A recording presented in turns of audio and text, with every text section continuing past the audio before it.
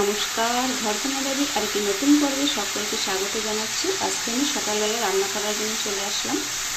এখানে 5 ফোড়ন দিয়ে আমি লাউ বসিয়ে দিয়েছি আর তেজপাতা ফোড়ন দিয়েছি। একবারে তেলের উপরে লাউটা দিয়ে দিলাম। এখন এতে পরিমাণ মতো হলুদ লবণ দিয়ে দেবো।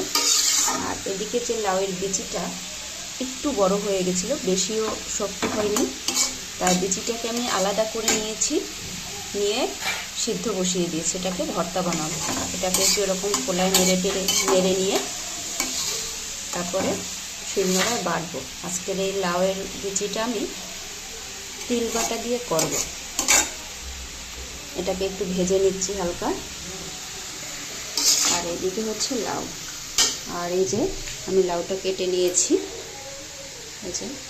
আর লাউয়ের অর্ধেকটা আছে এখনও। আর এই যে লাউয়ের খোসাটা, এটাও আমি ফেলবো না, এটা দিয়েও আমি একটা ভাজি করব। লাউয়ের খোসাটাকেও আলু দিয়ে সাথে দেবো মূলো, আলু, গাজর মতো মিষ্টি কুমড়া একসাথে ভাজি করব। দেখুন, আমার একরকম লাউ দিয়ে 3 রকম আইটেম করে ফেললাম। এদিকে দেখুন, লাউয়ের ভিতরে দিয়ে দিচ্ছি পরিমাণ মতো লবণ আর দেব হলুদ।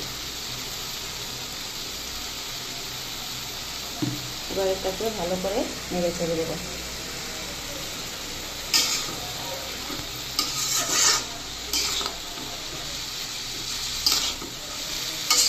লাউটা একদম কুচি করে কেটেছি।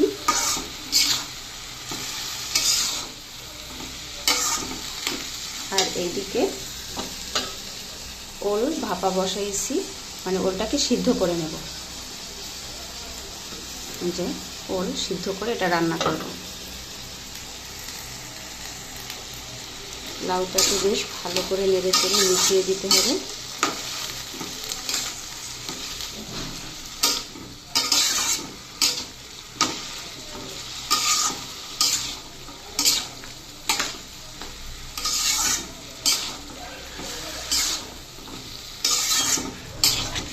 এবার এটাকে ঢাকা দিয়ে দিতে হবে। এটাতে আর কোনো উপকরণ মেশাবো না, এরকমই এটা রান্না করে খাবো। এটাতে কোনো ঝাল দেব না। আমি যে রান্নাগুলো করি এগুলো বেশিরভাগই ঝাল ছাড়া, বাটা মশলা ছাড়া।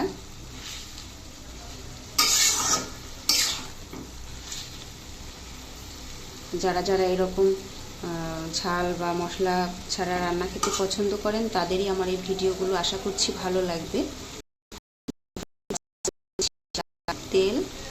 তেল দেবো পরে, হলুদ আর লবণ দিয়েছি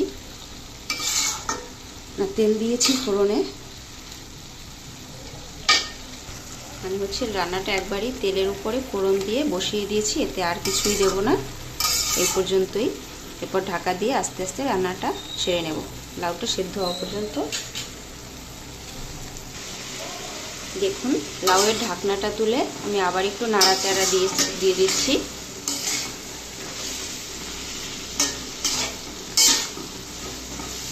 আর এদিকে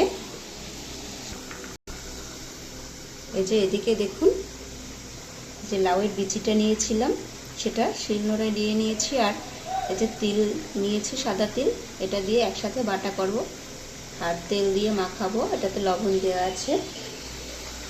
আর এদিকে হচ্ছে আমার ওল সিদ্ধ হচ্ছে। এই যে দেখুন, আমি লাউয়ের যে বিচিটা তিল দিয়ে বেটেছিলাম সেটাতে সর্ষের তেল মাখিয়ে নিচ্ছি।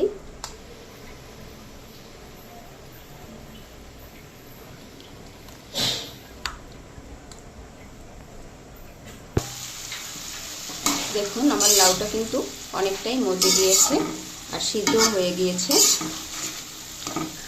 তো আজকে আমার এই লাউ রান্নার ভিডিওটি কেমন লাগলো অবশ্যই কমেন্ট করে জানাবেন। ভালো লাগলে চ্যানেলটি লাইক, সাবস্ক্রাইব, শেয়ার করে দিবেন।